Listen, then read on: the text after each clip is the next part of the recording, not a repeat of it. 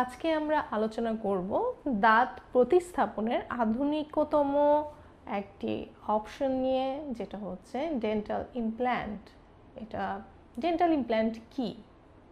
Dental implant হচ্ছে একটি টাইটেনিয়ামের তৈরি স্ক্রু, যেটা আমরা সার্জারির মাধ্যমে চোয়ালে বসাই এবং বসানোর পর এটা যখন চোয়ালের সাথে হাড় তৈরি, নতুন হাড় তৈরির মাধ্যমে জিনিসটা বসে যায়, তার কিছুদিন পরে সেই স্ক্রুয়ের উপরে মাপ নিয়ে আমরা দাঁত তৈরি করে বসাই। সো এভাবে আমরা এটা হচ্ছে আধুনিকভাবে আমরা দাঁত প্রতিস্থাপন করতে পারি। এখন আপনাদের প্রশ্ন জাগতে পারে, কেন অন্য কি আর কোনো অপশন নাই? অবশ্যই অপশন আছে, যার মধ্যে হচ্ছে ডেন্টাল ব্রিজ আমরা বলে থাকি, যেটা এতদিন পর্যন্ত আমরা করে এসেছি। এখন ডেন্টাল ব্রিজ এবং ডেন্টাল ইমপ্ল্যান্ট, সুবিধা এবং অসুবিধা। ডেন্টাল ব্রিজে আমরা পাশাপাশি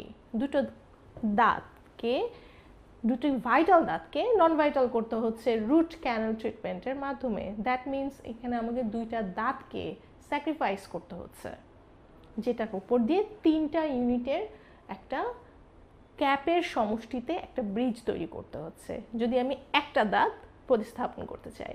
কিন্তু অন্যদিকে আমি শুধু দাঁতে